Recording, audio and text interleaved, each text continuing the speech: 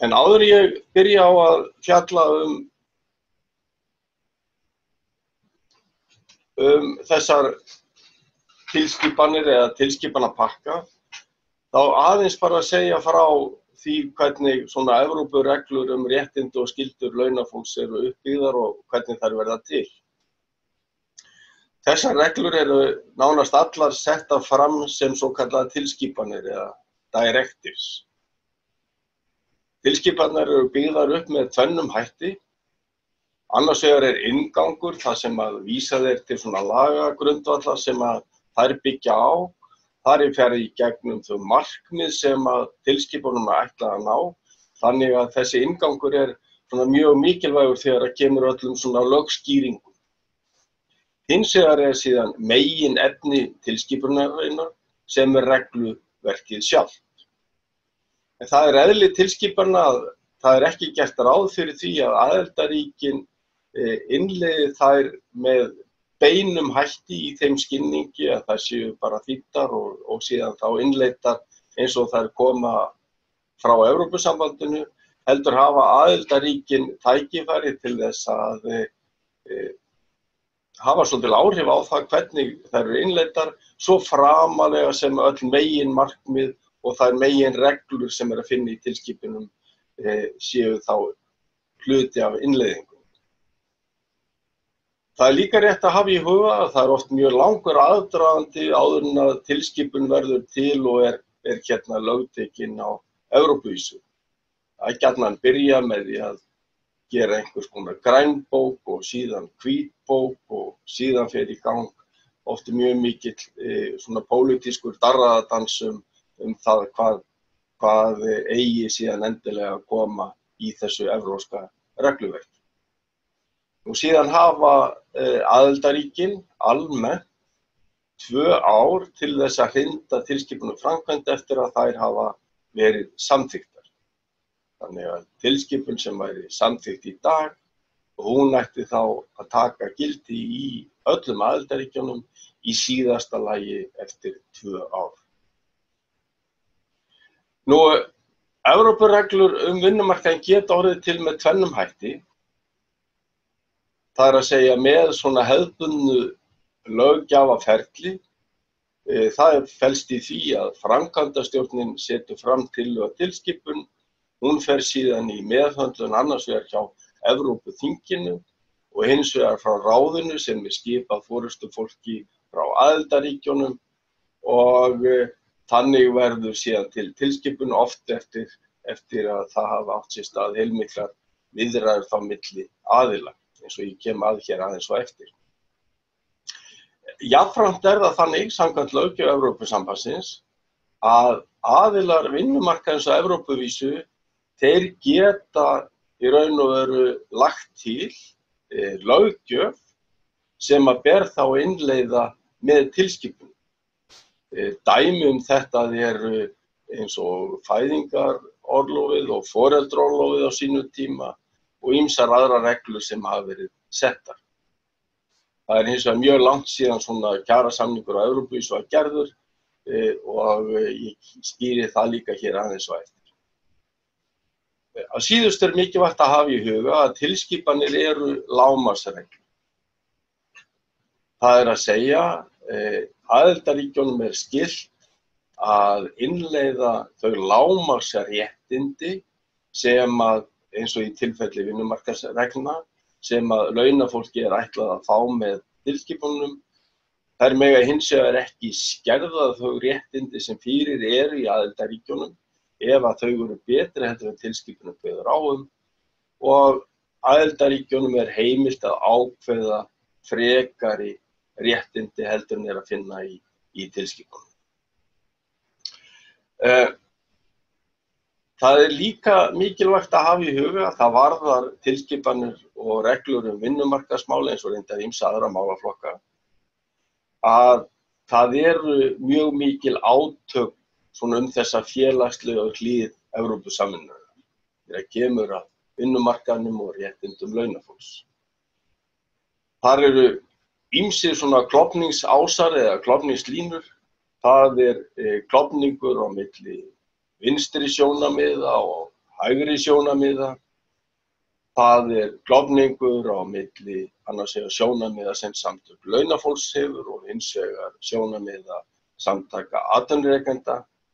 Það ólík sýn annars vegar það sem við getum kallað Norður-Evrópu og hins vegar gömlu Austur-Evrópu og Norður-Evrópu og Suður-Evrópu. Þannig að mjög oft koma upp alls konar átök sem að tengjast þessum línum og þá það oft þannig að það verða til mjög sérkennileg bandalög.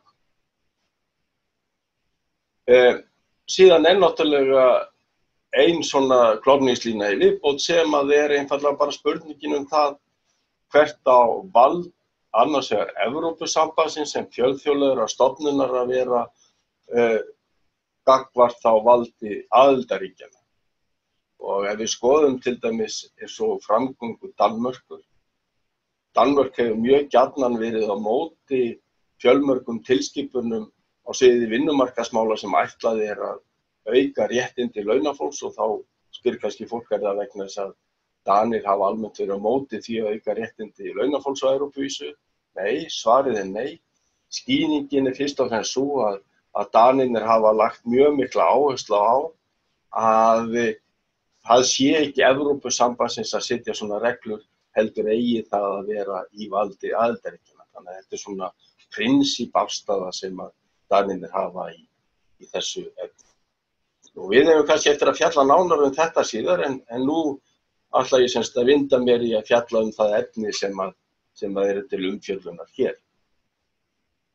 Fyrst þetta tillaga endurskoðun tilskipunum útsenda starfsmenn. Þetta sem sagt tillaga sem sett var fram 8. mars 2016. Markmið eins og það sett fram í tillögunni að treysta kjör og bæta réttindi starfsmanna sem eru sendið til starfa yfir landamæri. Útsendir starfsmenn eins og við köllum það hér. Og þarna sett fram svona 4 meginatriði. Í fyrsta lagi að útsendir starfsmenn njóti sömu launa og annarra starfskjara og launafólk í viðkomandi landi. Það að segja same pay for same work in same country. Þetta myndi þýða það til dæmis hér að verði þetta að lögum að þá munum við þurfa að breyta hér lögum númer 40/2007 þannig að það sé ekki eingöngu að ræða lágmarksréttindi útsendra starfsmanna samkvæmt kjarasamningum heldur að þeir í raun og veru njóta þeirra kjara sem að í gildi þá hjá því fyrirtæki sem þeir eru að þjónusta, svona hliðstætt eins og gildi núna starfsmannleigustarfsmenn. Nú í annan stað aðildarríkjunum heimilt að gera kröfur að undirverktakar greiði sömu laun og aðalverktakar. Þetta líka stór mál. Í þriðja lagi sömu reglur gildi innlendar og erlendar starfsmannaleigur. Þetta skiptir okkur ekki máli en við höfum þetta þegar inn í okkar löggjöf. En síðan í fjórða lagi og það skiptir máli að settar verði reglur hámark þess tíma sem starfsmaður getur verið útsendur. Það að segja fallið þá undir reglur útsenda starfsmenn en ekki bara reglur þá gistilandsins á öllu leyti. Eins og ég sagði þessar tillögur komu fram 8. mars 2016 og það kom strax í ljós að það var mjög mikill ágreiningur þessar tillögur sem einkenndist fyrst og fremst að andstöðu ríkja gömlu Austur-Evrópu og Danmörkur sem hefur tafið framgöngu þess. Andstaða gömlu ríkja Austur-Evrópu byggði fyrst og fremst á því að efnahagur margra ríkja í gömlu Austur-Evrópu hann stendur meðal annars á þeim grunni að þeir geti sent fólk til þá Norður-Evrópu þar sem að laun og önnur starfskjör eru betri og þetta fólk sendi þá síðan hluta af sínum launum tilbaka og þau komið þannig inn í hagkerfi Austur-Evrópuríkjanna. Afstaða Dana byggir hins vegar á þessu sem ég nefndi þarna áðan. Það að segja almennt að Danir vilja helst ekki að Evrópusambandið sé að skipta sér af því sem að lítur að vinnumarkaðsmálum. Það gerði sem sagt að 11 ríki Evrópusambandsins að þau veifuðu því sem kallað gula spjaldið og gerði í raun og veru kröfu það að þessi tillaga yrði dregin tilbaka. Niðurstaðan var hins vegar sú að það var ekki gert og hún hefur síðan verið í vinnslu frá þeim tíma og tekið svona ýmsum breytingum. Staðan núna svo að Evrópuþingið afgreiddi málið frá sér í október á síðasta ári og það nú í ferli svokallara samákvörðunar Evrópuþingsins, Evrópuráðsins og framkvæmdastjórnar ESB og það búið að funda að minnsta 7 sinnum og þær fréttir sem ég hef síðastar að það hafi náðst samkomulag í miðja síðustu viku og það séu alla líkur til þess að það samkomulag verði gert opinbert núna 15. mars næstkomandi.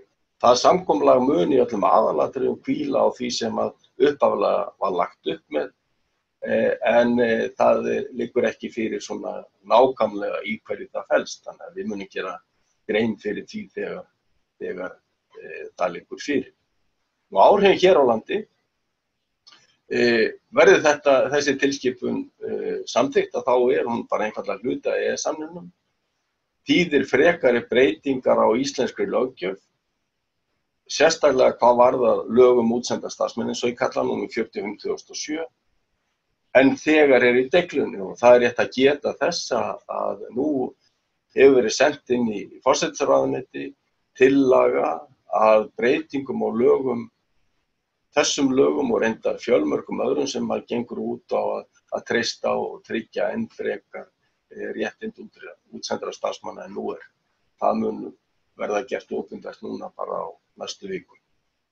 Nú gildistaka eins og ég segi í síðasta lagi 2 árum eftir að tilskipun hefur verið samþykkt á vettvangi Evrópusambandsins, þannig ef að hún til dæmis verður samþykkt núna 15. mars þá myndi það verða í síðasta lagi 15. mars árið 2020.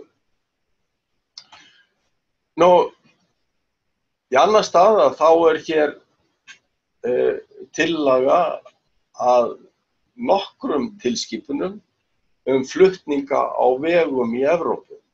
Þetta hluti af því sem við höfum kallað flutningapakkan, það að segja Mobility Package. Tillagan, hún var sett fram 31. mars 2017. Markmiðið eins og segir í tillögunni, og þetta enda breytingar á fleiri en einni tilskipun eða reglugerð, að treysta kjör og bæta réttindi starfsmanna við flutning á vegum og jafna samkeppnisstöðu flutninga fyrirtækja. Og þarna eru svona 3 meginefni undir. Þau varða í fyrsta lagi hvíldartíma ökumanna og aðstöðu. Og þarna gert ráð fyrir því verði þessi breyting samþykkt að það verði aukinn sveigjanleiki varðandi það hvenær ökumenn taka sína daglegu hvíld og þá byggir það á því að þeir geti tekið hvíldina þar sem líklegast að þeir hvílist, en jafnframt verða gerða mun ríkari kröfur til þeirra aðstöðu sem að bílstjórarnir eiga að búa við þegar þeir taka sína daglegu hvíld. Þannig verður til dæmis ekki lengur heimilt að þeir bara hvílist í bílunum eins og samkvæmt núgildandi reglum.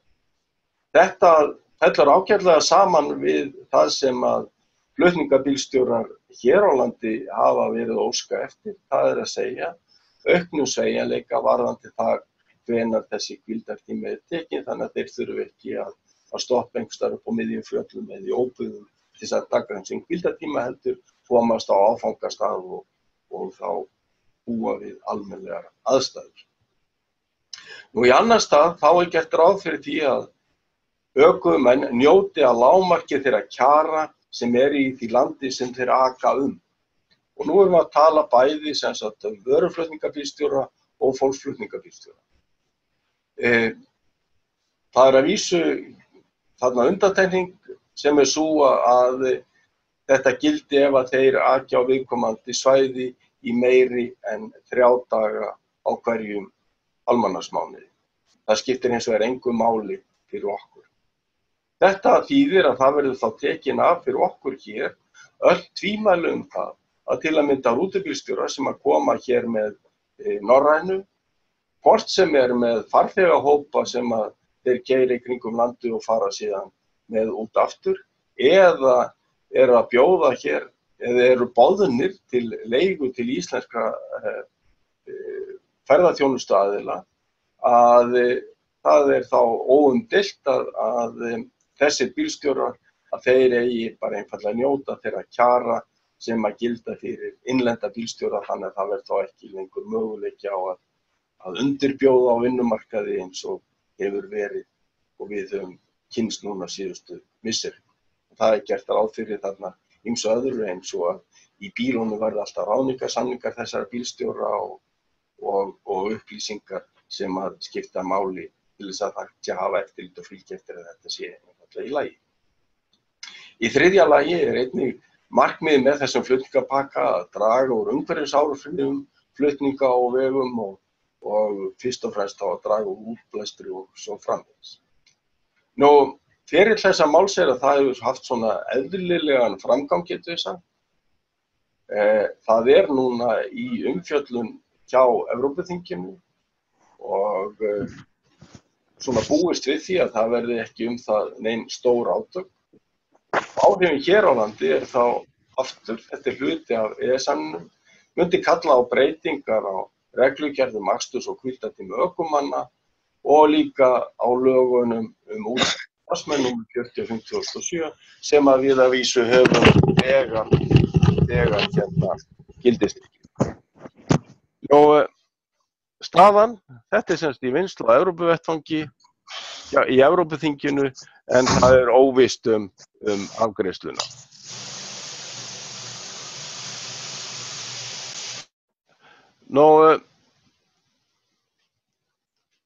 Næsta mál síðan jafnvægi starfsævinnar eða work-life balance. Þetta tillaga sem sett var fram 26. apríl 2017. Markmiðið að bæta réttindi foreldra og fólks á vinnumarkaði sem hefur umönnunarskyldur vegna nákominna. Þetta breytingar sem sagt á nokkrum tilskipunum. Í fyrsta lagi varðandi foreldraorlof eða fæðingarorlof, það verði í minnst kosti 4 mánuði fyrir hvort foreldri og verði ekki framseljanlegt. Hægt verði að taka foreldraorlof með sveigjanlegum hætti þar til barnið 12 ára á greiðslum sem samsvara minnst kosti veikindalaunum eins og það heitir samkvæmt þessari tillögu. Við vitum náttúrulega að það jú þegar í gangi ákveðnar breytingar og hugmyndir varðandi fæðingar og foreldraorlofin hér, þannig að þetta mun þá bara einfaldlega ýta undir það. Í annar stað þá á allt launafólk að fá að lágmarki rétt til 5 daga umönnunarleyfis á ári til þess að annast alvarlega veika eða háð skyldmenni á greiðslum sem samsvarar að minnst kosti veikindalaunum. Þarna komið inn eitthvað sem að ekki til staðar hér. Við höfum jú heimild til þess að vera frá vinnu vegna veikinda barna, en þarna verið að útvíkka þetta þannig að þetta sé þá gagnvart öllum sem eru nákomnir.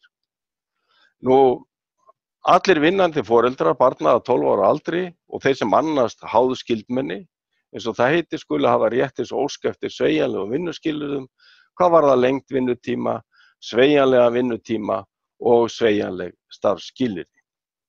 Þannig að þetta þá eitthvað sem að aftur þyrfti að taka tillit til hér.